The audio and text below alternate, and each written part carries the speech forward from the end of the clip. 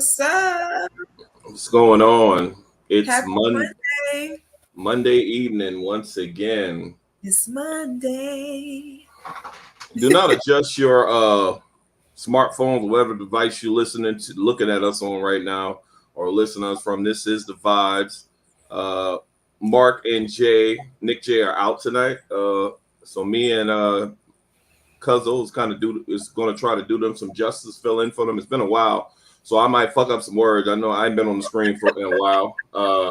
We But the substitute teachers for today, y'all. yeah, Hope we could just go with it. Don't show out. I know we substitutes like Becca say, but don't show out because I treat people like substitute treatment. They should just kick me out the class and I'll give them some problems. Like, hey, Mr. Brown, yeah, go ahead ride out because I already know how you get down with when we have substitute teachers. So but anyway, shout out to Nick and Mark. Shout out to Sean. Shout out to Merv. Shout out to Tazon. Shout out to Tina. Shout out to Mel. Shout out. Did I forget anybody? Merv, Mark, Sean, You Tina, really counting that? That's what we're doing.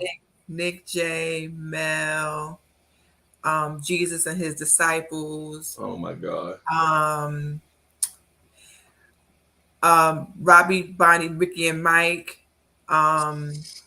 Yo, okay. Nick Nack and Paddywhack. Let me keep this shit going. Keep playing. Hey, shout out to everybody that's viewing out there on Facebook Live, YouTube Live, Bobby Blackjack, Blackjack TV channel 199, Bobby Blackjack come through. Shout out to our amazing listeners out there on 1 Mile High Radio. We appreciate the love. Everybody in the background that's supporting us, things of that nature. Blast Music Group, we see y'all out there too. Shout out to y'all. There's a lot that's been going on over the weekend. But what I want to do, we got to talk about this because before we get into the shits, I mean, we were talking before the show, like, how the fuck gas just kind of creep back up? And I put it up there because it seemed to just creep back up there like on the umble. Like I was in Nashville earlier last week and I was filling up and I'm like $4.19. Like what the fuck is going on? I'm used to like something in the $3.30s range. Like what how's the gas looking out where you at? Well, it was like 387, 389. That was like the normal. And then one day, of course, on the day that I'm eating, I decided to go get some gas because I like to live life on the edge. It was $4.39 at the BP. So I was like, okay, I had to drive around. Exxon was $4.29. Found a QT that was $4.19. And I was like, this is the devil. So some of y'all may have known that I went back into the office. I'm in the office 1 week, at home the other week. Of course, I would need gas the week I'm going to the office. So it took me $60 to fill my tank. Now, that may be a little to some of y'all that got trucks and stuff. Y'all wish y'all could pay $60. I'm not used to paying $60. I want $25 full tank back. That's what I want. When I had my Altima, yes, I had a Altima. Shout out to Mark. My Altima was red and I was cruising in it. It was $20, $25 the most to fill my tank. Now, not so much. And I'm hating it because not only is this gas higher, but it's watery. So it don't even last. You said watery. It's watery. This gas don't. I filled up today's money. I want to say Saturday, and we're already like almost half, and we've only been local. So where do you go and get your gas? See, this gas is watery. where do you go and get your? Certain places I don't go and get gas. BP? Because that's the cheapest. At this point, it's $4.19. That's the cheapest. Yeah, you get what you pay for. Hey, I will tell you this. I try to find the cheapest gas, but at the same time, there's certain places around Columbia that it just seems like your gas, you get more bang for your buck, depending on where you go, Listen. But I mean, as if that wasn't enough, though. I mean, all I'm hearing lately is a shortage of baby formula. Yeah, apparently, the whatever it is that they make it with don't exist as much as it used to. So people are like not being able to have formula. So now you know, there's yeah, C432. I ain't with it. I ain't with it, Rika. Yeah, that's ridiculous. Yeah, nah. Yeah, so apparently there's a shortage of formula now, and everyone is going crazy because you got some women that are not able to breastfeed or some that just don't want to. And formula is expensive as hell. I remember back in the day, 11 years ago when I was nursing Jasmine, a can was like 13, 14, $15. And it took 11, 12, 13, 15 cans to feed the kid for at least a week, maybe 2 weeks. So people spend hundreds of dollars on formula and there's no more left. So you got like food banks where they would tell you, you know, you could go there to kind of try and get some formula. You got people online saying how you could make formula with carnation milk and some other the old school way, how our parents made formula. You got some that are saying you can breastfeed, but breastfeeding is expensive also. Very expensive between the pumping, the bottles, the containers, all of that stuff. Then you have to change the tubes out. Those are not cheap. So breastfeeding is expensive as well. So all y'all babies about to be hungry. So at this point, Damn. you know, they're already trying to stop y'all from aborting the baby. So y'all got to keep them and they're gonna be hungry. So just get ready. That's a nice segue, but I'm gonna tell you a short little story about I had a formula story that's pretty funny from back in the day. I remember times, Rika. Hey, I remember when my son was born and I was 19 and I was just so proud to be a father. I'm like, yeah, I'm about to go up in the store and get this formula. So I'm 19. So I mean, I don't know shit about, you know, formula costs and all that shit. I'm thinking it's in a fucking can, so it gotta cost the same thing as canned goods, right? No. Yeah, I was wrong. And I went Big Willie style. I went for the whole case. I probably had, and I'm 19. I was already in the military, but I was broke. I probably had a good $100 in my account at the time. I took that shit up to the register, like the whole case or whatever, and they said like at the time I think it was 50 something. I'm like, oh shit, hold the fuck up. These are canned goods. And she was like, hey, this is baby formula. This ain't what you think. Right, it ain't string beans. Yeah. I'm thinking, you know what? I'm thinking this fucking a can of corn is fucking 45 cents. Like, charge me. So, needless to say, I mean, I ain't had it. I couldn't pay the $5. I took like 2 cans and kept it moving. You know what I mean?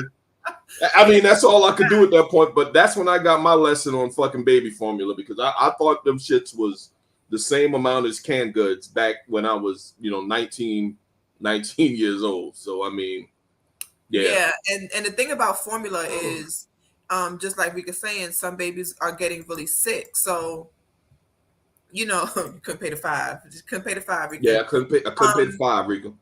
Yeah, you know, it's disheartening. It's disheartening all of these laws that are happening that seem to just be against women and children. It's really crazy. And I couldn't imagine having a kid right now, being pregnant right now, having to worry about if I'm going to go to jail if I keep it, and if I do keep it, can I feed it? Like these are things that you don't really think about.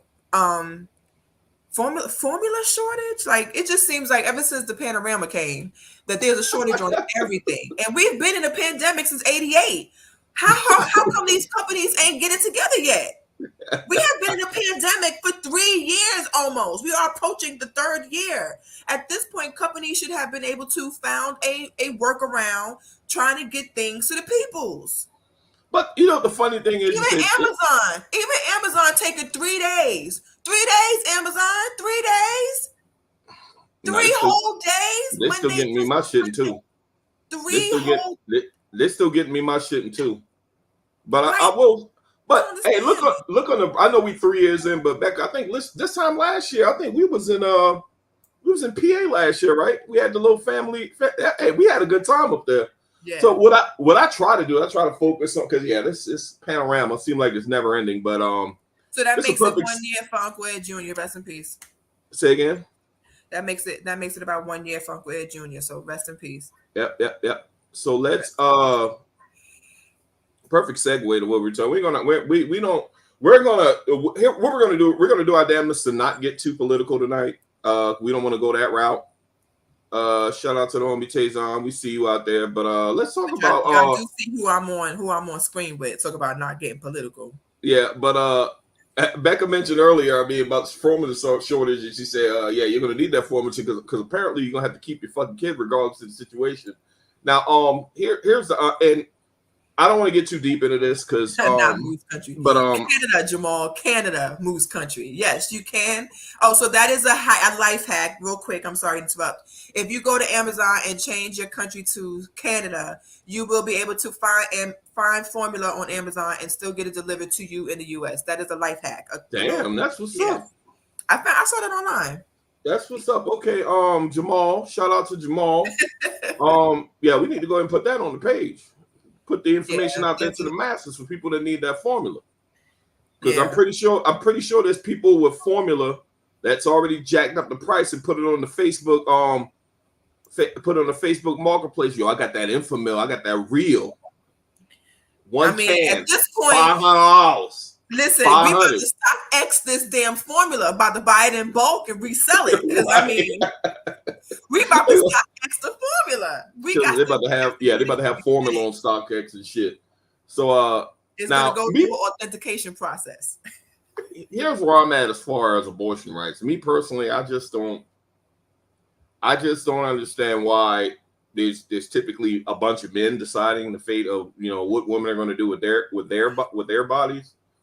But there's people out there that obviously feel strongly enough to whereas they don't even believe in abortion when it comes to rape, to the point where it's a high risk pregnancy where the mother could die. Like literally, you have some governors out there that are literally saying, yeah, we ain't giving no exceptions. If you get pregnant, you having that kid, and if you don't have it, you are going to jail. Now, I know some companies are already springing into action. Like Starbucks pretty much came out early. I don't know if you saw it. They said, we will pay you. We will literally pay you to go to another state if your state, what are your thoughts on that without going too deep? Because I know we talked about it a little bit. And Amazon and Tesla also have said that they will give paid time off and help funding for any employee that may want to do that. You know what? I feel like as progressive as America claims to be, we are going backwards. There was a reason why Roe versus Wade existed. And I'm going to keep this real quick. Women were having abortions before it was legal. They were doing it the dangerous way. So if a woman really does not want to have a child, she won't.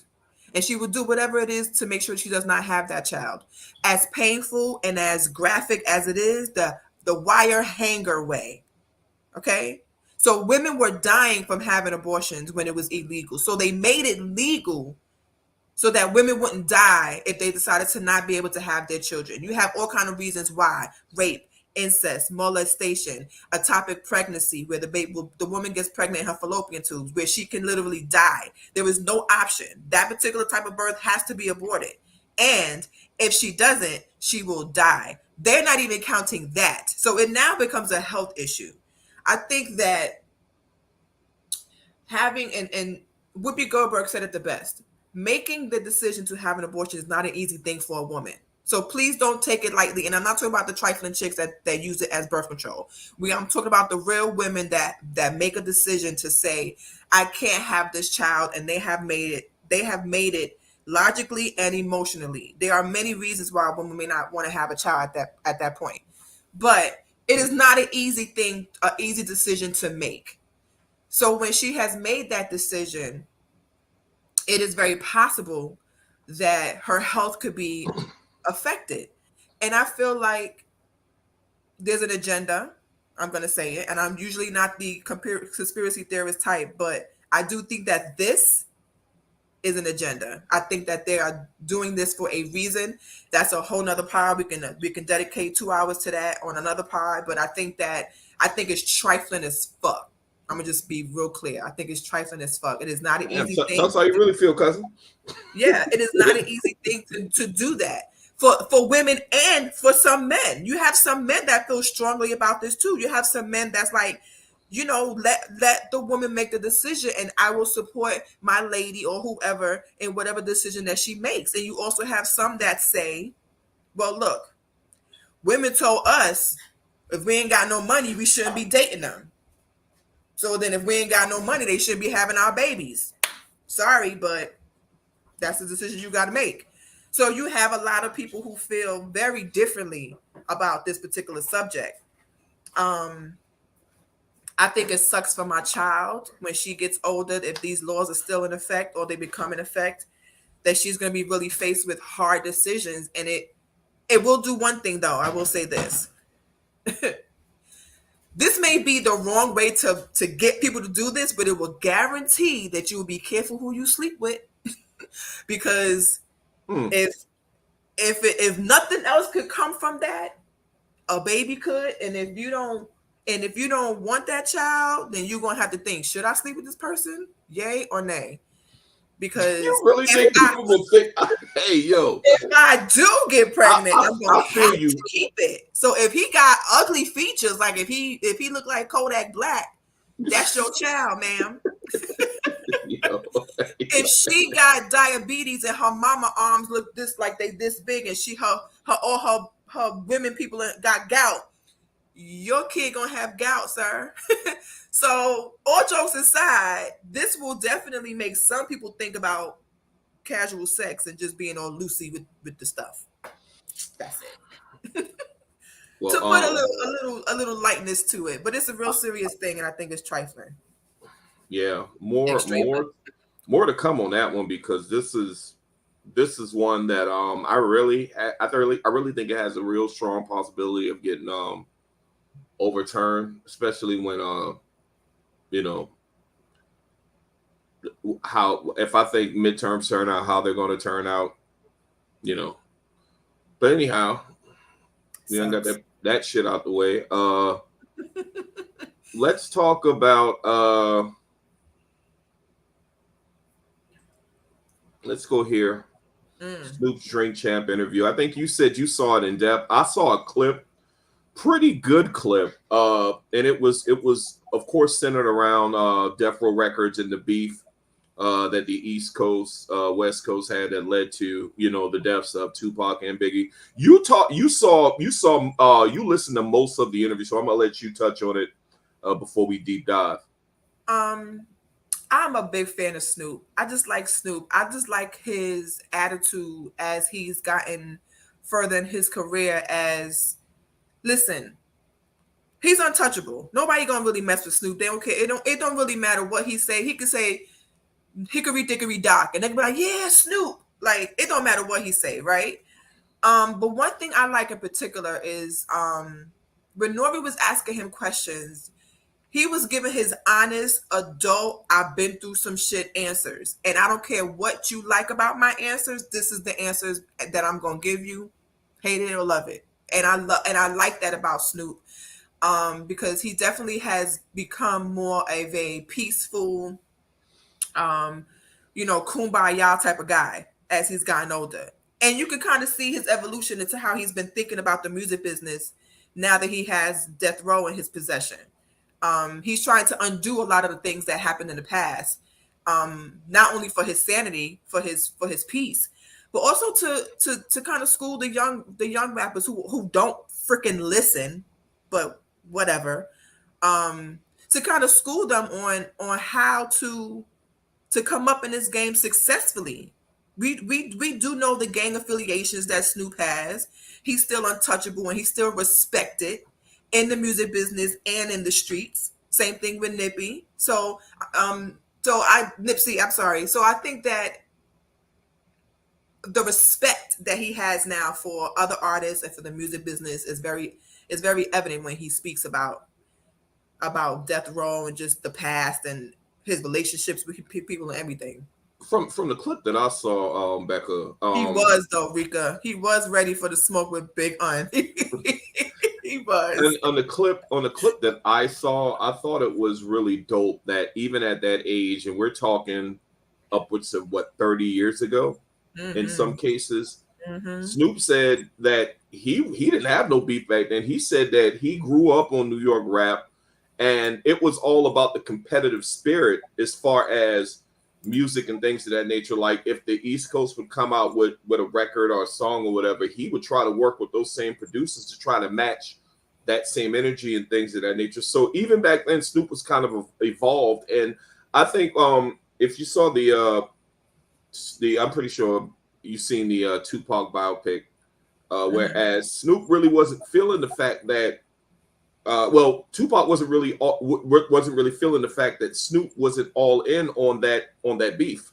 Which, I mean, I didn't know that was a proper portrayal of the fact that, because Snoop really didn't want that beef that was going on East Coast, West Coast. So even back then, even though he could handle the smoke and all that stuff, Snoop was just trying to perfect his music thing and just be competitive musically. But I guess, back then, people were taking things outside the booth, Yeah, and Tupac was a hothead as well. Tupac was very steadfast in what he felt, and he was really big on his relationship. So and Snoop knew that. So you could tell he made mention of, murder was the case that they gave me. He said, I escaped that. And yeah, right. I didn't want to go back to another murder case being put on me, which is a reason why he did not want any parts of the East Coast, West Coast beef. And he tried to get other people to say, listen, let's chill on this. Let's relax on this. Because even before Biggie and Tupac, we know of these beefs leading to deaths. Let's just relax and do the music thing. We ain't got to be in the streets no more. And this was a long time ago he was saying this. To your point, though, with Tupac, I think that was his level of maturity at that time, because at that age, you're basically going to be a follower for the most part. Most people at that age, you're deeply entrenched in this rap beef. Everybody's doing it in your camp. And to be that outlier at that age, when peer pressure is a motherfucker, I think it speaks volumes to Snoop Dogg's maturity, even being, in his early 20s. You know what I'm saying? That's what I got from it. Yeah. Because typically, if you ain't rolling with the crew, you what they say, you either with us or against us, right? And even the gang culture at that point was really strong, just like it is now. We are still seeing 30 years later that these music artists have still not learned about trying to have your one foot in, one foot out. We are witnessing it right now with the rappers just wanting to be a celebrity and also be in the hood. And it's really difficult to do both if you don't have respect in either realm. Like, the reason why Snoop can be a successful artist when we know of his gang affiliation is because he was still respected in the streets. So when he decided to not be part of the streets as much as he was and be an artist, the people in the streets had to respect him for that. Nipsey, the reason why he was trying to come out of it is because there was respect for him. So when he said, I'm going to change and I'm going to do things differently and try to help my own people, although that led to his death, you could see that they really, outside of his murderer, there was respect for him. So although Tupac was really loved and likable and people enjoyed his existence, he was a hothead. He was a hothead, and Snoop knew that. And Snoop talked about, not only with Tupac, but just also with other artists, how, even with Big Un, like Rika said, there was so many people that was like, nah, we got to keep this beef going. Like, you're not going to be able to play me. Like, we West Side. And it was selling records. Believe you me, people were profiting off of that beef. Yeah, absolutely, which is another reason why they wanted it to continue, but they would rather profit off of it than try to save lives. And it led to, Notorious, being gunned down. And one thing I love that Snoop said was that he realized that Biggie had nothing to do with Pac being killed. And that realization, also with some education and just being older and growing the hell up, that there's no need for us to be in our 40s and 50s still beefing about things that killed people 30 years ago. It just doesn't make sense. So he told Un straight, like, listen, me and Puff, we about to be cool. We about to do this music thing together. If you don't like it, you're going to have to go over there because it's about to go down. I don't have beef with that man. I respect that man. I wanted to do music with that man. This East Coast, West Coast beef had nothing to do with me. I didn't want no parts of it. I just wanted to do good music with good people. He danced to Puffy songs. He admired Puffy, and he wanted to do music with him. If you ain't like it, you got to go over there because it's going down. He said that startlingly. He was like, Nori was like, wait, no, wait. Hold on, Snoop. Snoop was like, oh, okay, because, I want all the smoke.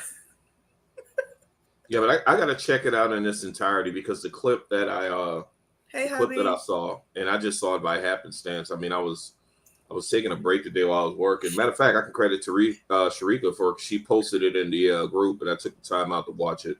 So I gotta go back to listen to it in its entirety. Seems like a really, really dope interview. I just like the way Snoop speaks so well about his growth. You can definitely see his growth from Murder Was a Case that they gave me to how he is now. Definitely see a big difference. That East Coast, West Coast beef was heavy. It was very heavy, Tayson. All right, we got some new music. Bad thing is a lot of this music I really had a chance to get in. I think a chance to get into the big one, of course, was Kendrick Lamar, releasing Mr. Morale and the Big Steppers. I've given it one listen so far. And I don't want to be a prisoner of the moment. I like it. I've always been a Kendrick Lamar fan. I'm gonna beat up New York for. It seems like New Yorkers aren't. I'll let you defend New York in a second, but I have you, Sean, ain't really a big K Dot fan. A couple of people that I know from New York on Facebook, they always give me the impression that that Kendrick Lamar, Kung Fu Kenny, is not really as great as he is. I don't know if that's the old school East Coast, West Coast beef, which is a good segue from what we talk. But talk to me about this album, I don't know if you've heard the whole thing so far. I think it's dope. I think by the time I'm done listening to it, I'm gonna put it up there with Good Kid, Mad City, and to Pimp a Butterfly. What do you think? Well, I've heard a few of them. I haven't sat and listened to all of it. It is a double CD. It's a lot of songs. 18 songs is a lot. Classic New Yorker. Go ahead. No, I'm just joking. I mean, was it a lot when Big dropped when he dropped Life After Death? I bet it wasn't a lot then, was it? It was. I ain't gonna lie to you. It was. I definitely it was. I mean, it was. I listened to it because it's Biggie, so I'm gonna give K Dot bias. Chance. I listened to it too. It's dope. One of my favorite albums. Continue. So I've heard two things about it. Some people love K Dot because they feel like he's very intelligent and he's able to spit rhymes and say things in a creative, colorful way that most artists can't. And then I've also heard that the hype is more than it should be. A lot of people are like, yes, he says a lot of intelligent stuff over hot beats, but it's like not as great as y'all think. Almost like a Kanye, where it's like, yeah, he says some intelligent stuff sometimes, but it could be slightly intelligent, sometimes weird, sometimes super creative, and that line gets blurred a lot. So a lot of people, like, if they don't understand it, then it's got to be creative, or it's got to be like intelligent. He's got to be a genius. I think I like Kendrick's singles, like the singles that he's dropped. I've liked. Another New Yorker. He's okay. You know what, man? Continue. Listening to a whole Kendrick album, I will give it a chance before I give my full review on it or what my thoughts on it. But so far, I think the video was fly. I'm a visual person, so I do like the artistic part of that. I do like the rhyme matching the face that he morphed into. I do like that part.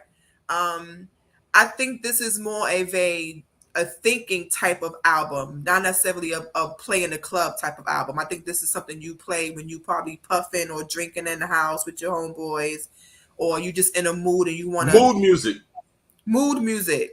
One of my homeboys who is a diehard K Dot fan, that's how he described it. Yeah. I definitely don't feel like most of these songs will be played in the club when you're trying to turn up. I don't think this is that kind of album. No. Especially since And what's shocking a lot of people is, and myself as well, is how much reverence Kendrick is giving Kodak. Surprisingly, That I don't like. I'm not even gonna lie to you. I don't like it. I don't fucking like it. I'm mad you brought it up. I didn't like that at all. People are saying that they are starting to become Kodak fans because of the way Kendrick presented him to us. I don't fucking like it. I'm sorry. Which is very interesting. It is. I don't like it. Because people are like, if Kendrick can co-sign Kodak Black, then he might not be that bad. So let's give Kodak another chance. So it's very interesting the influence that Kendrick could have having disappeared for 5 years. And you can tell in this album that he's been listening and watching the world during this time, because he talked about not having any love for music, about getting writers. Facts, cousin. Facts. You know what? I hate to interrupt you. Real quick, cousin. It's all you. Go ahead. Kendrick Lamar, I've been waiting for this shit to come out. I'm waiting for this album to come out since 2017 when he made Damn or whatever. But I almost turned Kendrick Lamar, if you're listening, I almost turned your shit off when I heard Kodak Black on it. I'm sorry. I just can't. I just don't see a world where Kodak Black will ever be in high regard at all to me. And I think that everyone is in agreement. Look at Rika. Always be whacked. I totally agree, classmate. Look at Rob. Looks like he doesn't wash. I agree. Kodak definitely looks like he hangs the rag over the shower pole and it gets hard. Kodak should be the national advertisement for Black Air Force Ones. He looks like, if Black Air Force Ones was a person, it would be Kendrick Lamar mixed with Pat Beverly of the Minnesota Timberwolves. Facts. Don't do that to Kodak. Don't do that to him. He's over there minding his Lamar, business. I guarantee he got on Black Air Force Ones right now. And they probably dusty too. Yeah, dusty. He's dusty. You know what? Let me stop because I might be. Look. See, another New Yorker, but this is what Sean does, and I'm glad he commented. Sean thinks very lowly of Kendrick Lamar, which I'll never be able to. He calls himself a hip hop head, but for him to have that negative review on Kendrick Lamar is mind boggling. But you know what? I'm gonna let him live. I just don't get it. I do like Kendrick, and I do feel like you do have to have some type of understanding, emotional intelligence, or just damn near regular academia intelligence to understand where Kendrick is coming from in some of his rhymes, because he's not going to hit you with a whole bunch of ignorant shit over a hot beat. That he's not going to do. You definitely have to have some understanding to listen to a Kendrick song, because he's going to give you a bar, but you're like, wait, hold on. That kind of made sense. It may go over your head, but you got to catch it and bring it back. I think to properly rate this album, I think you'd have to listen to it for at least 2 weeks to a month. You gotta let it marinate.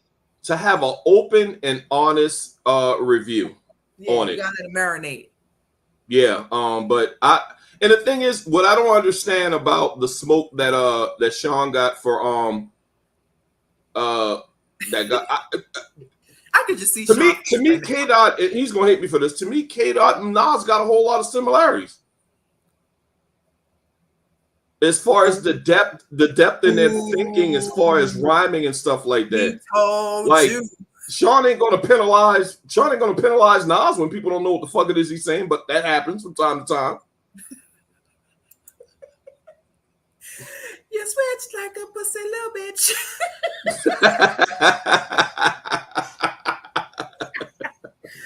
Listen, so I'm gonna show my age. I am an old lady. I'm so sorry, but there are a lot of songs I listen to from the radio because my playlist is stuck in the 90s. So I still listen to Aaliyah when she was, illegally married to Robert Kelly. But when I heard the real version of that song, I cannot unhear it. So now Which one? every time I get a chance, somebody is a pussy little bitch. I don't know why. it flows off the tongue. You stretch like a pussy little bitch. It flows. It sounds so nice. It's melodic. You stretch like a pussy little bitch. That's my ringtone. No. I liked it. I like it. I will continue to bump it. I'm pretty sure Kendrick is that artist. You gotta let it marinate. You gotta let it marinate, and you'll get it in like a month. Sean treats Kendrick Lamar so unfairly. Pray for that brother. I don't know what it is, but he's always had some type of beef with Kendrick Lamar, which I don't understand. I can't put K-Dot and Nas together at all. Okay, you're from Queens and you're biased, Rob. You and Sean are going to agree with this all day long. I'm not trying to hear from you or Sean on anything concerning. Matter of fact, I'm not trying to hear from the state of New York regarding K-Dot because you guys obviously got it out for him for some reason. That's the new East Coast West Coast beef. Oh man, look at them. Look at New York in the comments. New York is in the comments. Represent New York, represent. I don't understand, man. You know what? Let's move on because represent. Wait, hold on. Queens is in the building. Queens, get the money. Jamal, you with your Queens brethren, Sean and Rob on the train to dissing. Well, actually, Sean said he fucks with him. Yeah, so we got Sean, my husband, and Jamal in the comments. Oh man, Queens represent. You can find another random New Yorker, and they'll probably shit on Kendrick too. That's just how y'all get down. Sorry. But you know what? I do think that this is a good way for Kendrick to leave TDE. Like this is a good exit album. This is a good exit, to let me drop my last. Could we get the Queens guys out of the pod, man? They're really killing my vibe right now. Like Queens is all over the goddamn place. Look at them. They can't help themselves. Look, they can't help themselves. Tina, listen, all you gotta do is say something about a Queens dude, and here they come. Here they come. You know what? And I'm outnumbered, so I ain't even messing with the dudes tonight. Let's move on.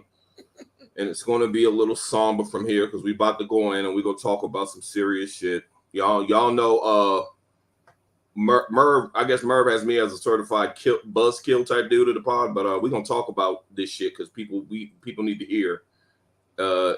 See, this is why you can't get serious. This is why you can't have Queens, New York in the comments. They won't stop. The comments is going crazy right now. I'm about to block some of these Queens dudes, man. This is ridiculous, man. These dudes don't know how to act. They obviously don't have no home training, man. God damn. Shit.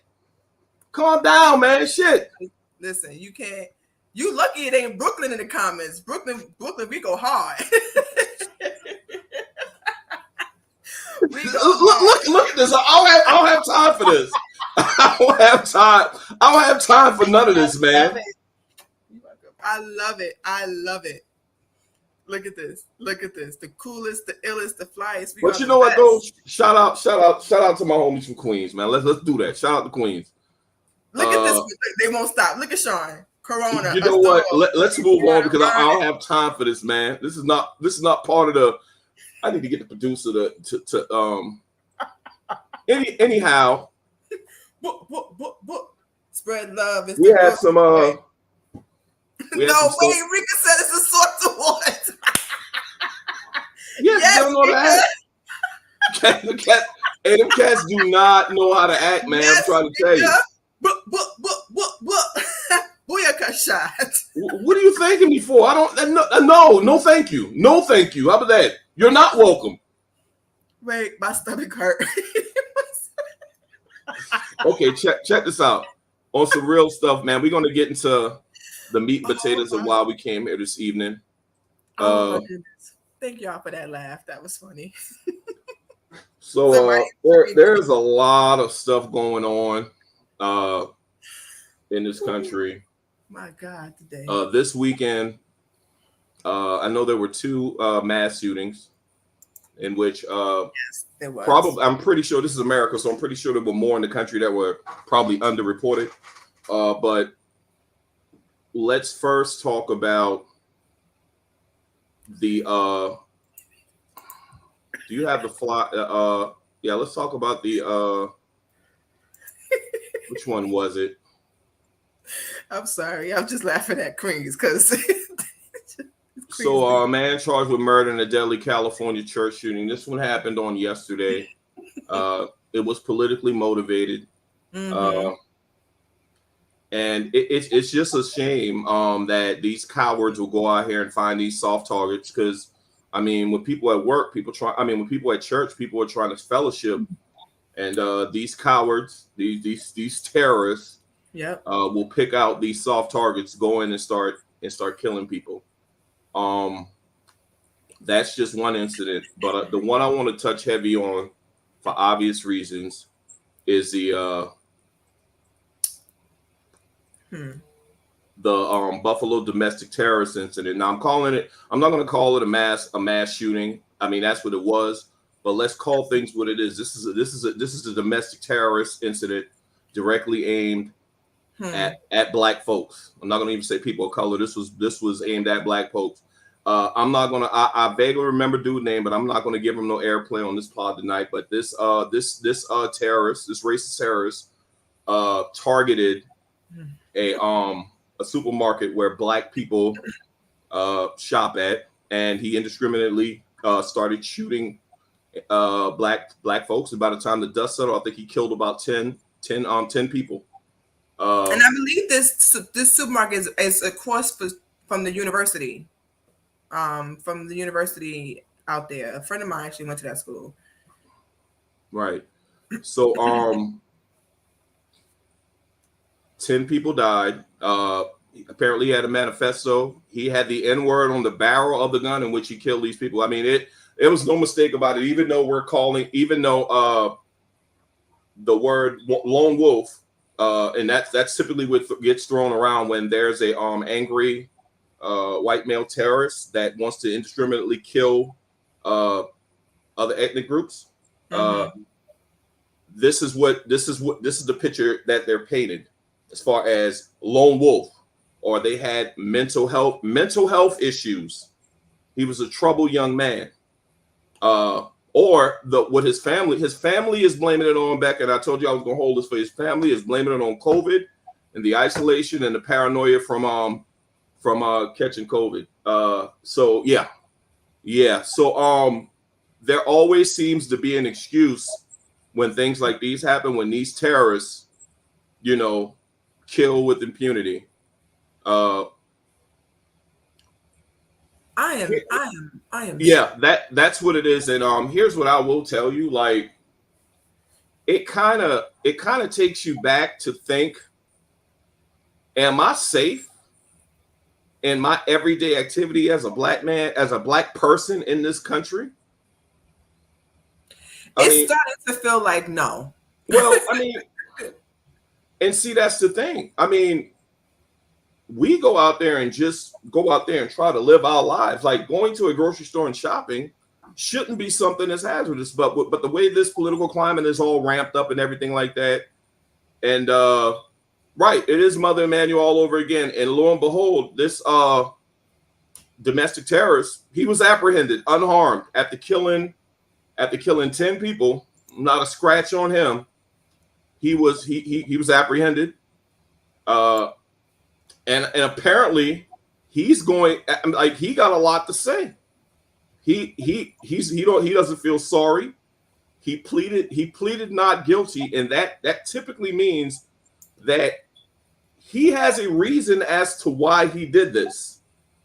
I haven't had a chance to look fully at the manifesto. But what I want to know in the comments is, seem like this is always happening. I mean, it's not always just Black people getting indiscriminately killed, but I mean, it seems like same playbook, just different year. It feels like it. It feels like we've read this book several times. It's feeling like I mentioned before, it feels like the world is going backwards. We are going back to the world our parents lived in. That's what it feels like. It's starting to feel like that. And I forgot, you know what? I skipped a couple of things. That's something that we wanted to lead into that, and I want you to talk on this incident, and we're gonna go back to the terrorist incident. Let's talk. Well, not this. Let's talk about this right here. I want you to talk about this because you this. I'm pretty sure this was big and heavy in the news cycle as well. This is the. I want you to talk about this real quick, Becca. Listen, so I'm not sure if anybody is aware of this, but this little 9-year-old boy decided to knock on the neighbor's door. Black family, of course. This particular 9-year-old boy knocked on the door with a whip in his hand. He's 9. He had a whip in his hand. Let me give you the visual. You got two neighbors that live across the street from each other. One white, one black. The 9-year-old white boy goes across the street and banging on the door of a black family. The mother comes out.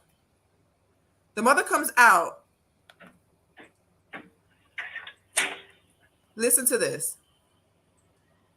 You hear this little boy knocking on the door, like profusely, like he's in trouble. You would think somebody's chasing this little boy, and this is not the case whatsoever. Young boy, you better get your ass from off my porch, beating on my door like this.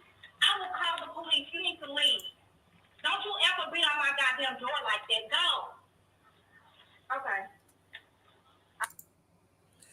So after this woman tells this little boy to get away from her front door, he goes back home.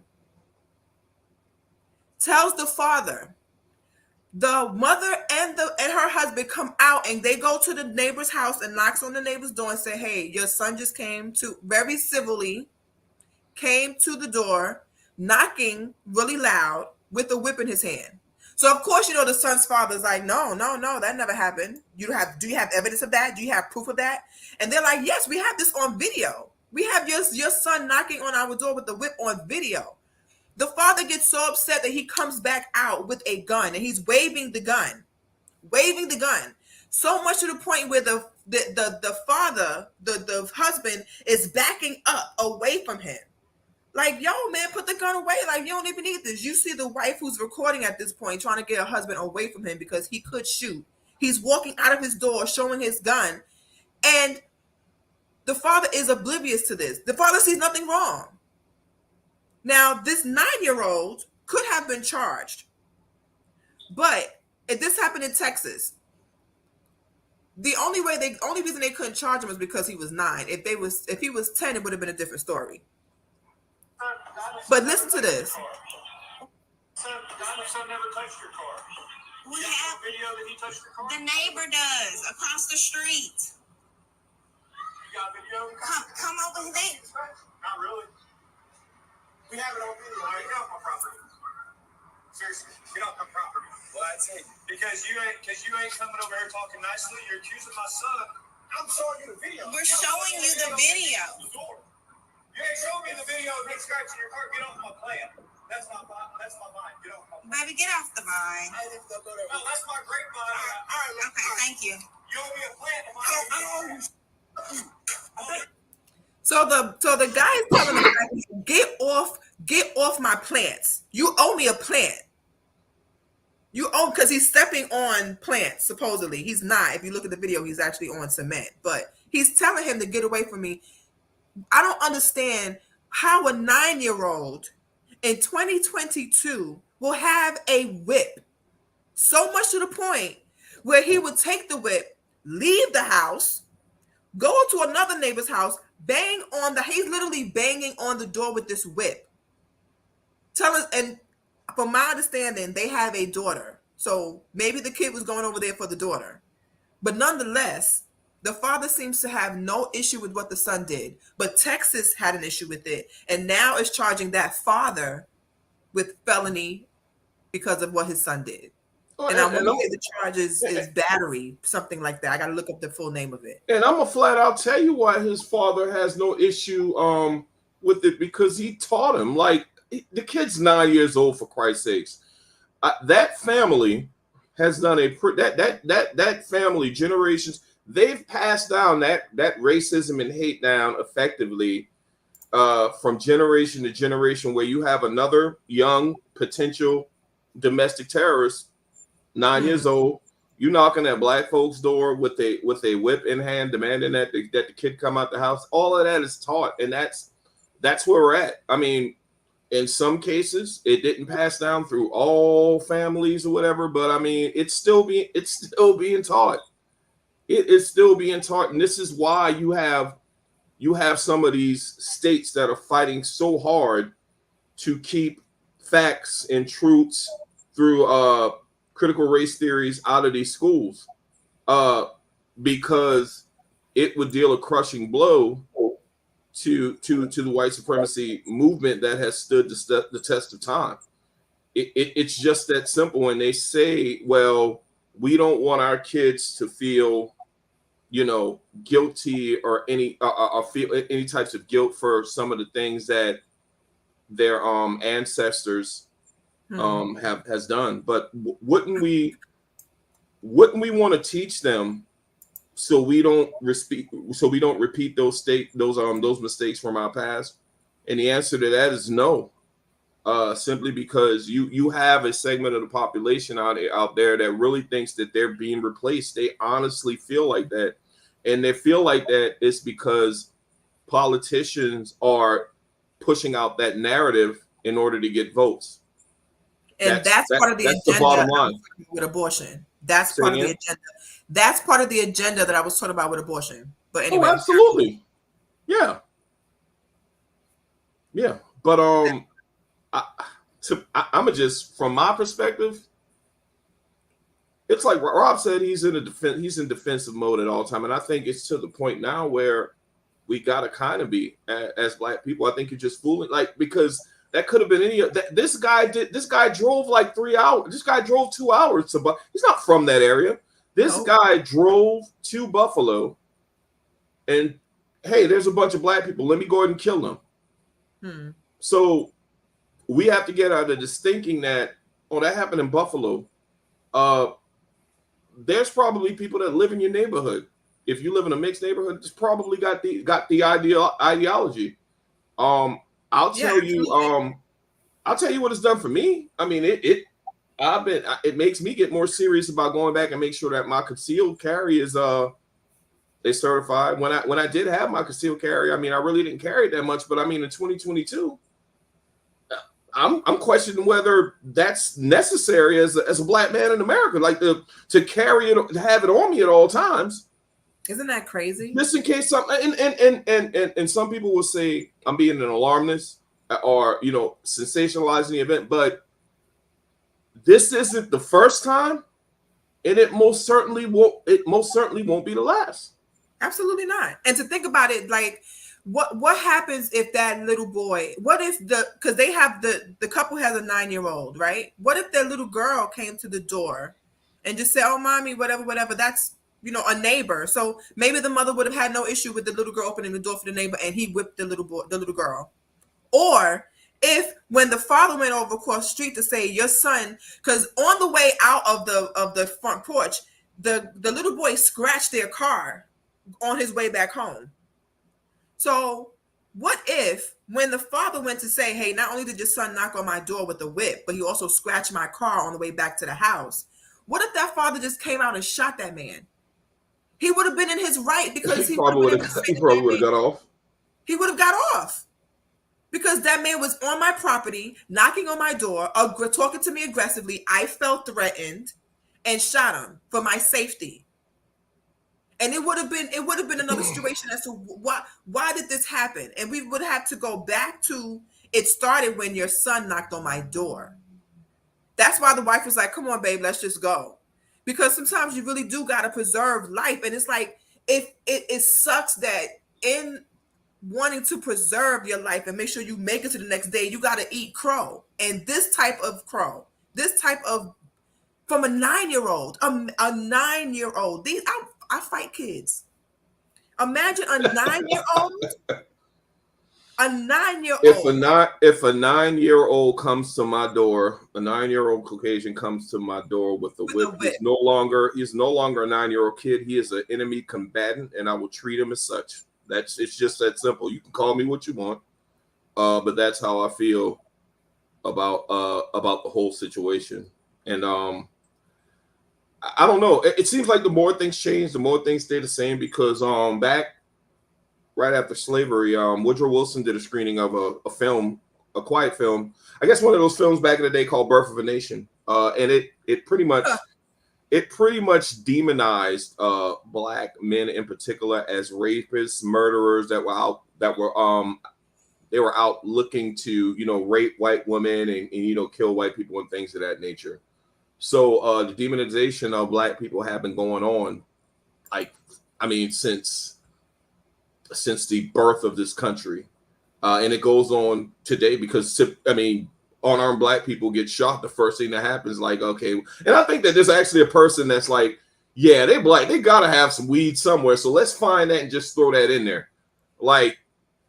And the sharp contrast between the unarmed black person that gets shot or they had weed on them and the lone wolf or the troubled young man.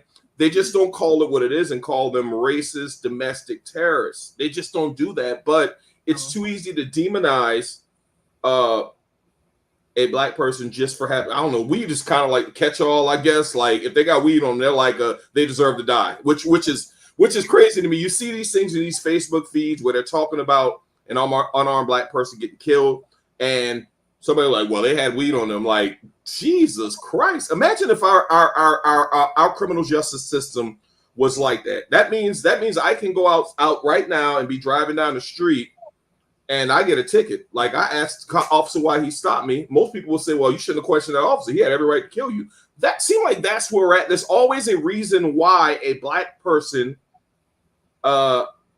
Like somebody I served with a very long time ago.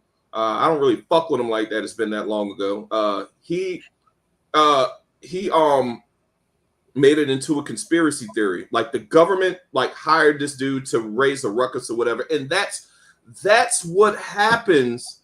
It's like somebody always find a reason to not call something what it is. It's a domestic terrorist event where this guy specifically wanted to target black people, but for some white people to make them feel safe, and because of white fragility, they're going to make it into something. You know what? I need to make this into something that doesn't make me feel bad. Right. That is fucking crazy, and it's gaslighting. Like, what the fuck? What the fuck is these people's problem? COVID. Apparently, COVID makes you want to go and kill people at a supermarket 2 hours away from where you live. Apparently, COVID is the reason why there's a whip in your house and your 9-year-old happened to escape the house when your ass should have been watching him, to go to a neighbor's house and knock on their door and scratch their car and have them to come supposedly tell you about what your kid is doing, which is what a neighbor is supposed to do. And then you end up coming to the door with a gun, telling him to get off your property. He's messing up your plants. That's what it is. And if that's the case, then were you the only one in the world that had COVID? We've all been dealing with COVID. I mean, some of us don't go out and kill people because we've been home because of COVID. You got to be insane in the membrane. Just say that. Just say you need medication so that we can all get back to our lives. You can't blame COVID for you being a racist, crazy ass little boy. You can't do that, because guess what? Black people had COVID too. And guess what? Black people have guns too. And guess what? We shoot. So if I shoot your ass because I had COVID, you cool with that? Just let me know.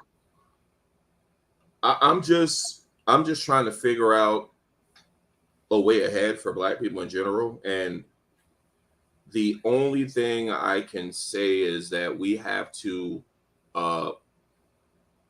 be vigilant, and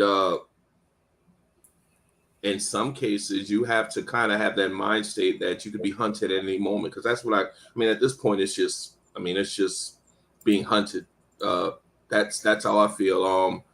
And it kind of makes you question, like, going out to big venue. I mean, I wouldn't even say question, but it's not going to make me stay in my fucking house or whatever, but it kind of makes you question like normal activity, like just living, like going to a store, going to a concert, things of that nature, where some coward asshole is going to take the opportunity to where people are trying to have fun or just do everyday living thing, like go to a fucking grocery store and take that coward ass opportunity to take people out indiscriminately, you know? So I feel like is this revolution going to be televised? Are we going back to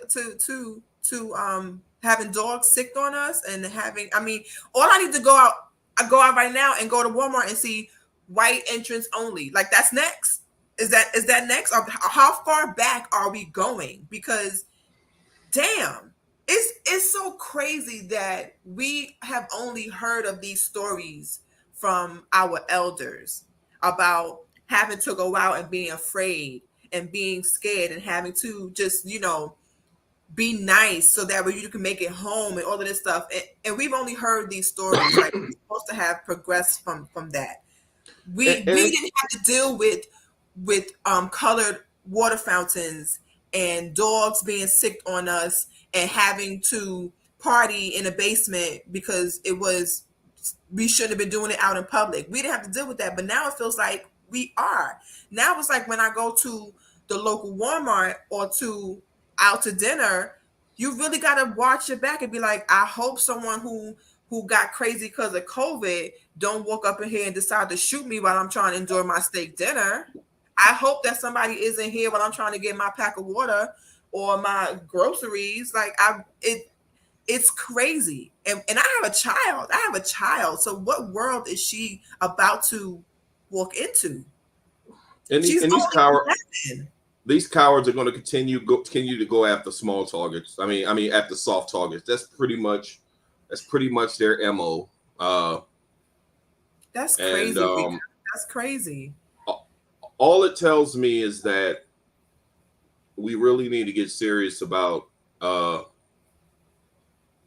defending ourselves, defending our families. I think I heard a gentleman say this, and this was after the George Floyd incident. He said he think it's absolutely irrational for any Black American, if you are of legal age, to not own at least one firearm. He said it is so. He said it's so problematic because you have to defend yourself, and I think this, and what people really need to get from this is that if you are able, don't go out there and get something illegal, but exercise your rights, because you have to protect yourself and your family, because you never know, and people live with that mind state. Oh, it won't happen to me. I'm glad I don't live like that. I don't know, it's from me being in the military 20 years, but I pray for somebody to come knocking at my door with some BS. I got some boy, because I don't. I need you to survive. Cousin, I need you to survive. Oh, I'm definitely going to survive. I am definitely going to survive. Shit. No, listen, because you already know. Judged by 12, but never carried by 6. Shit. Woo, I can tell you that much. That Kendrick can't say that rhyme. No. I could tell you that much, but it's like Rika saying, like normal activity, like going to Walmart, pumping gas. You just thinking like, shit, is this gonna be the day with some racist just going on a rant and just killing me for trying to kill me just for being Black? Right. Are we going back to sundown towns and worrying about whether some young kid is having a bad day and just decides to, because here in North Carolina you can carry a gun.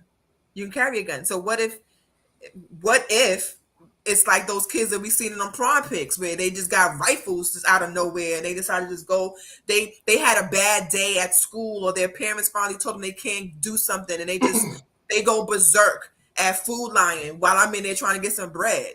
That's some scary shit. That's scary. And I've never even, and that's way past just worrying about being safe when you're out in public. That is a real serious thing. You talk about anxiety and stress. Shout out to Bobby Blackjack. Hey, Bobby. In the building. But where do we go from here? I mean, I talk about the fence and things of that nature, but I mean, I think we have to have a solution. And I mean, we can talk about it all day long, but we just, at the end of the day, we just got to look out for each other. To be perfectly honest with you. But you know, that right there is a tall ask, because not all of us are going to do that. Right now is preserve life, preserve yourself. If I have a chance to look out for me and make sure that I'm good, I will do that. I have to be able to do that safely before I can make sure everybody else is good. I got to, even on a plane, I got to put on my mask before I put yours on. True. So yeah, it would be nice if everybody looked out for each other. If everybody was like, yo, don't go over there, it's crazy over there, or like you need a ride to the supermarket, or if you see the old lady trying to cross the street, you up across the street. It would be nice to have those times back. It would be great. But I don't think that those times are coming. If it does come, I don't think it's going to be in our lifetime. What I'm afraid of, though, cousin, is the fact that, and you know me, I deep dive into stuff like this. For some reason, I don't see the outrage. It's almost to the point where I think we're getting to a place where we're so used to it that we don't even talk about it that much no more. Like, oh, mass shooting, okay, boom, boom, okay, let's move on to the next thing. Let's see what else is going on. Are we at that point that this is where we are? I mean, this is who we are as a country. Where now, I honestly, and that brings me to our next question. I think it's a yes. Are mass shootings embedded into American culture? I absolutely. To me, it's a no-brainer. Like, it happens. Like, the only time we really had a lull in it was, during the beginning of the panorama when everybody was locked down and stuff like that. That's when the numbers went down. But everything's opened back up Everything's opened back up, and seems like it's just a wild, wild west out there. Yeah, it really is. It really is. It's starting to feel like that. Is it embedded in the culture? It's definitely history. It's definitely part of the culture. Mass shooting if America has a culture, it is definitely part of the history. So we've learned of it in our lifetime, and our kids are going to learn of the things they're going to be taught in their history classes, what we're living through now. So yes, unfortunately, I don't even know how the resolve is going to come, but yes, our children are going to experience this in their lifetime as well. I don't see it ending anytime soon, which is why it's very important for us to remain as safe as we can. But damn, it's going to do exactly what they want, which is for us to stay in the house and be scared and be anxious and stressed out while they go out in the world and take over and low key do all of these reversals of laws without us really knowing about it. Because that whole thing with Roe versus Wade was leaked. That was being done on the low. We was not supposed to know about that. It's a lot of laws that's being done, that's being changed or created to affect the way we live our normal life that we don't even know about. That is not being discussed with us. And to your point, Becca, that being leaked from the highest court in the land, just the people that we put on our Supreme Court are supposed to be the end all be all as far as morals, ethics, character, and things of that nature. For that to get leaked, to me, that's a microcosm of the direction that this country is headed. Democracy on the brink, in my opinion, because it's like they poll people, and you have a large segment of this country, which is scary. A large segment of the population agrees that it's okay to get your political agenda passed through violence. That is absolutely that should be terrorizing to some people. I mean, and we've seen a perfect example of it last year on January 6th. America has done everything through violence. America don't know how to get anything any other way but through violence. Yeah, that's the only way America, by not minding their business, and also through violence. That's the only way America has gotten anything. So that's why it is part of the culture. It's embedded in America's DNA, because that's all they know how to do is, oh, I see something I wanted. You don't want to just give it to me by asking. I'm barely going to ask. I'll just shoot you and kill you and all your people, and now it's mine. I will discover a land people already live on.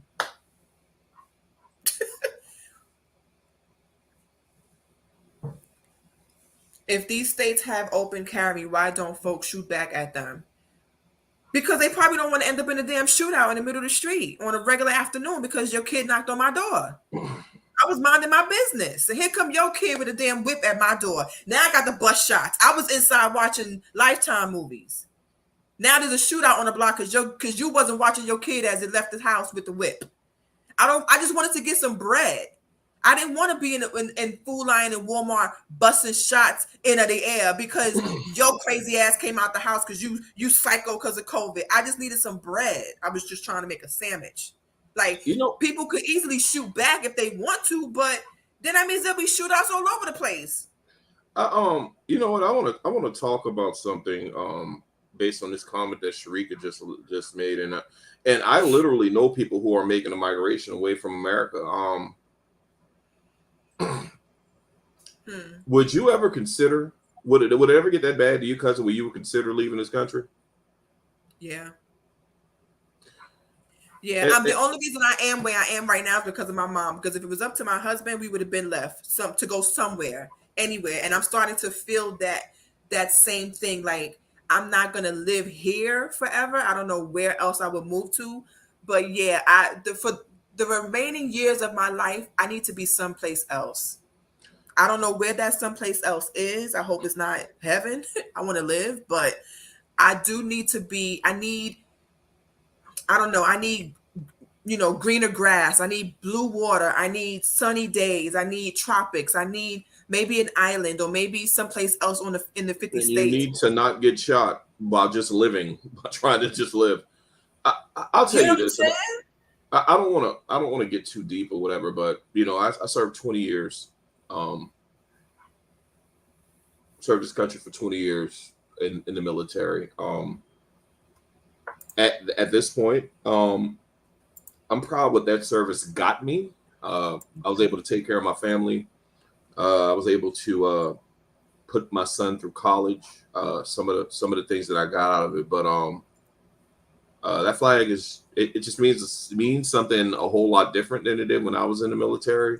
Yep. And I've been thinking, even though I consider myself one of those people that I mean, not saying you got to earn it. If you're born here, you earn it. But I literally served, and I simply do not. Sometimes I do not feel welcome here, and I do think about it sometimes how it would be to live, in a place like Canada or going back to Africa or something like that. But I also think as well is, do we give the people that don't want us here are we just stay here and be great? You know what I'm saying? Like it's kind of that's what I kind of struggle with, because I do think about it. I feel like those 20 years weren't wasted because I got something out of them. I'm still getting something out of them, but I look at it as a hustle more so than me serving my country. I did time. I reaped the benefits, and get some perks because of it. But I honestly, sometimes I really don't feel welcome. I really wish my dream would be if I was to win the lottery, like millions and millions of dollars, I would move all my family out of somewhere. We'd have to go to Canada or someplace, I say the Ghana same or someplace thing. like that, because I mean, it doesn't make any sense for us to feel this way, but it's just real talk. It's just how I feel. You know what I'm saying? I feel the same way. I've been saying for years that I'm going to win millions in the lottery, and everybody's like, "But Beck, you got to play to do that." I'm like, I know, but I don't want to. So it's just a thing I've been saying and feeling for so long, like a large sum of money so I can just disappear. Like, I mean, off the grid for real. Like, I'm not going to be on social media with my new winnings, showing my cars and my houses. No, I will disappear because it's got to be. This can't be life. This can't be life. I refuse, and it's difficult because sometimes, just in the hustle and bustle of trying to make it through each day, it starts to get very boring. It starts to get very boring, and you're doing the same thing every day. You wake up, you go to work, you go home, you may spend some time with your family members, you may do a pod, right? Then you go to sleep. You wake up and you do it all over again. And that seems to be the life every day. And next thing you know, it's months, years. And you've been feeling in yourself that there's something better than just waking up, working, and paying bills. But there really hasn't been any move made. And then something like this happens that kind of puts you back into the spirit of, I gotta do something else besides just freaking work and pay bills and then nothing else. I got a guy I went to school with. Matter of fact, my cousin's baby father, him and his wife, they're kind of chronicalizing they're moving to Africa. And I think it's so dope when people gather up the courage to do that. And they're actually doing stuff on YouTube and doing podcasts about it. I haven't had a chance to check it out yet, but I think it's so dope what they're doing. I think they've been planning it for a couple of years now, and they're going on. It's kind of motivating and inspiring because I think some people will follow them. And we're from Georgetown, for Christ's sakes. You know, he doesn't live there now, but him and his wife are literally, making podcasts about, moving, to Africa. And I respect the hell out of them for that. It takes guts. It takes courage to do that. And I think that they join many of the others that's already doing it. And it's going to start catching on because with the trauma and it's been going on forever. And some people are just like, you know what? I have the means. I'm going to ride out. So what if my internet a little slower? Let me go someplace else where I cannot get shot. Yeah, but there's other things to think about. You got to think about the cost of living. You got to think about healthcare. Think about if you want to go and still work, if you're going to have enough money to last you. The change of currency, because the American dollar it's not even worth $1 anymore. So you got to think about that. I think moving abroad or moving to another country, even another state, does take some research. You got to know where you're moving to, because people in those countries want to move here for a reason, right? So there's something about living there that makes them want to leave, whether it just be because they think it's the American dream. But if they got the internet, then they should know ain't no such thing as no damn American dream. Those days are over. But it's still better over here than it is from where they live now. Well, it's because we talk about freedom so much, whereas we act like we're the one and only country that's like free. But a lot of foreigners think that it's a very problematic thing. Like, you have some tourists out there, they'll have family. I mean, some people from other countries out there, like the Europeans. Like, they say America is a great place to visit, but I mean, I was stationed in Germany. Like, it's like, yeah, I would move to America, but I would go visit, but I don't want to die. What the hell you mean you don't want to die? These other countries know about our gun violence. They know about our racists. They know about our bigots and stuff like this. Like, literally, and especially at a time like this, where literally we're at the point we're trying to keep everybody out, and I get to thinking sometimes, like, I know this is supposed to be the land of opportunity, but I be thinking to myself, legit, when we have all these border crises, like, why the fuck are they trying to come here? Do they know what the fuck goes on here? Right. But then you think about how it is where they're from, depending on if they live lavishly or not. There are certain misconceptions about living in America as well. So they think coming over here is better until they get here, because you do have some countries that don't want American culture at all. American food, American education. They think American education is trash. The food here is trash. You go to other countries, they do not process their food the way America does. They do not throw away food the way America does. America is very wasteful. We spend a lot of money on BS. We waste a lot of money. We definitely, for America to always be broke, for some reason, Joe Biden found $16 billion to give to Ukraine. Meanwhile, I can't get my loans. My loan's only a couple thousand.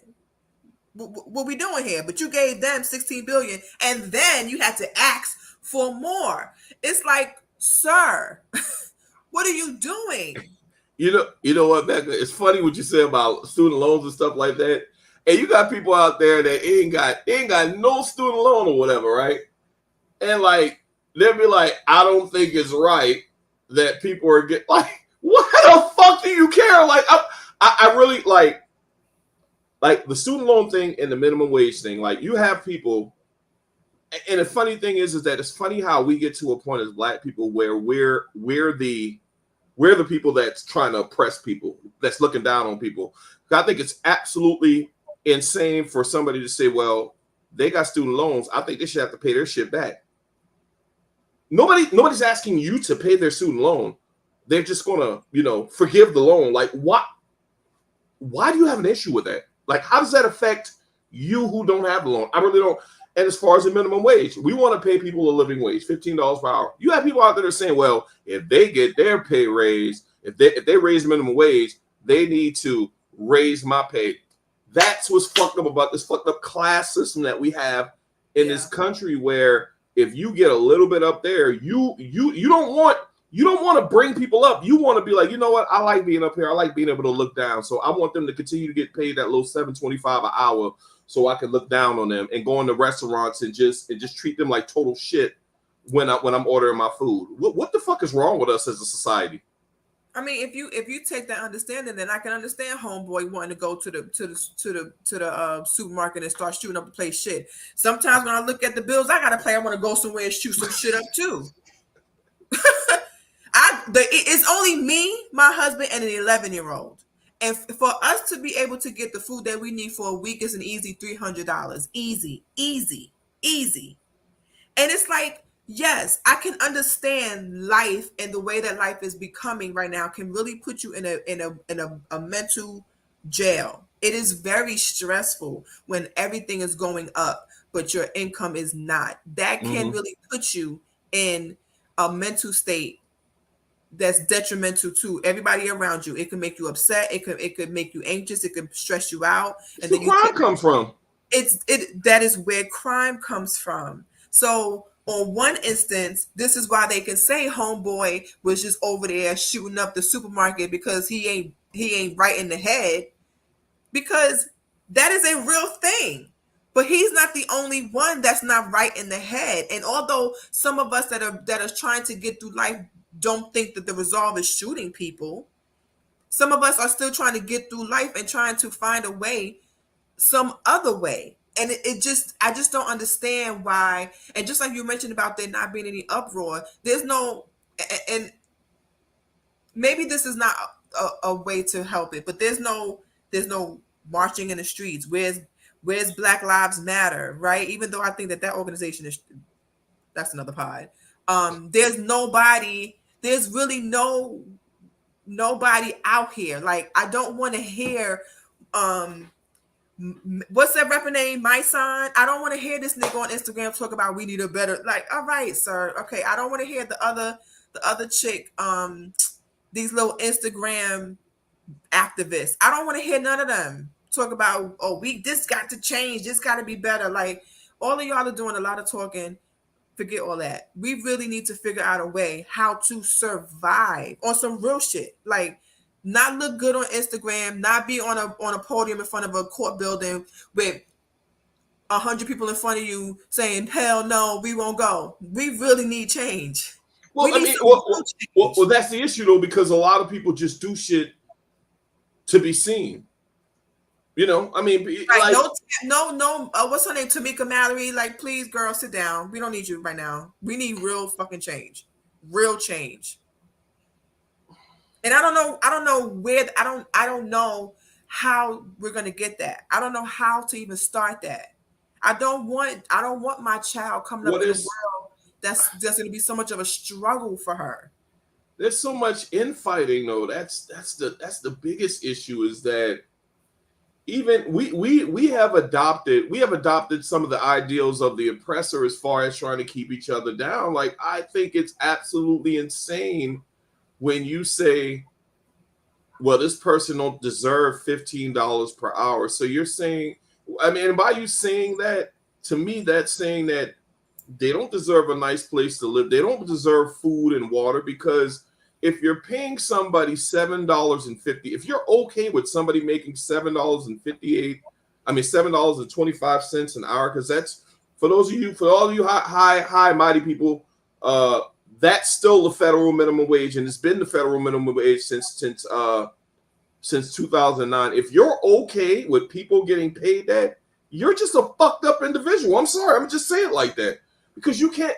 You shouldn't even pay. You shouldn't even pay kids that's working in fucking restaurants, like after school jobs and shit, $7.25 a fucking hour. Like, really though? That's what we doing. And people talking about, well, if you put minimum wage up, that's going to cause, inflation. Minimum wage ain't going up. And hello, what are we dealing with right now? Fucking inflation. Products, cost of goods, and all that shit has been going up. But this minimum wage hasn't been going up. But while some sit up here in their ivory towers, you want to keep people down. So congratulations, you've adopted some of the ideals and the characteristics of the oppressor, and that's just not oppressing black people, just oppressing poor people in general. Like, why are people okay with people just getting paid $7.25? That shit is not cool. That shit is not okay. Nobody can live off of that. Not even a teenager with no bills. You can't do nothing with that. You can't do nothing with that. Could you imagine an adult living off of $7.25 an hour? You got people that make $60,000 and is struggling. You got people, and I don't even mean that they're living outside their means. It's to the point right now where $50,000-$60,000 is not even enough to survive. You gotta have a 1-bedroom, no kids, old putt that's barely moving. You cannot have a decent apartment, a decent car, and I'm not even talking about the newest one out there, even a good Civic or a good Accord that's still running. Like, you can't even really pay rent. Rent is they're wanting 3 times what you make to be able to afford to live in an apartment. And the apartment is as big as a square that I live in for $2,000 a month. Yeah, this little box that I'm in right now that y'all see me in is going to be $2,000, and that's not even in New York or LA or Atlanta, where you're in the city and it's high prices. We have little towns where it's still a lot of money. You could barely live off of anything. Exactly, Tina. Once $15 an hour, once you have benefits taken out, 401k, you are down to maybe $300-$400 every 2 weeks. No lie. Then if you have a kid, forget about it, because what happens when you work, you don't make enough to get assistance, but assistance comes out of your check for the people who are not working. Some people, then there's no fucking Similac or Enfamil to feed your kid. They about to get the shortage on the way to feed your kid. We have a large segment of the population that are literally working just to remain in their house, just to not to be homeless, and that puts them at work all the time in a place that they're barely fucking living in. But we're okay with $7.25 an hour though, because you get to look down on that person and say, "Oh, my car is better than theirs. My house is better than theirs." And then you want to know why there's mass shootings? People going crazy. It's not just white people. It's black people. It's everybody. It's everybody. Well, and see, that's the added element that people don't understand. Like, low wage areas are usually your high crime areas. That's what, because people. I was reading this audiobook. Michael Eric Dyson. He makes that's a very, very Michael Eric Dyson. Sharp brother, got a really good way with words, and that guy said that him and his wife was getting robbed. They were in Detroit, and the person that was robbing them literally was saying, "Look, man, I don't want to do this, but me and my family, we ain't eating a week, so you need to come up off of whatever you got." And that's that real shit. And Michael Eric Dyson is an activist. He's a pastor, a really, really, really good. And so he's like, "Look here, man.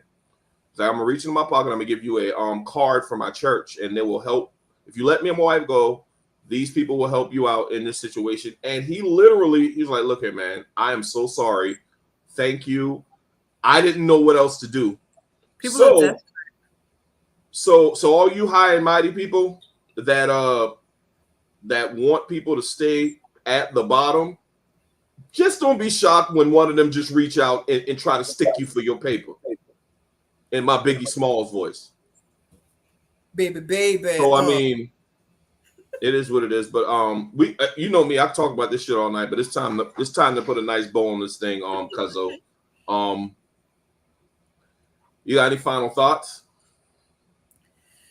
Final thoughts. You know, I hate that this world is turning into a place where we have to kind of get by the ski mask way.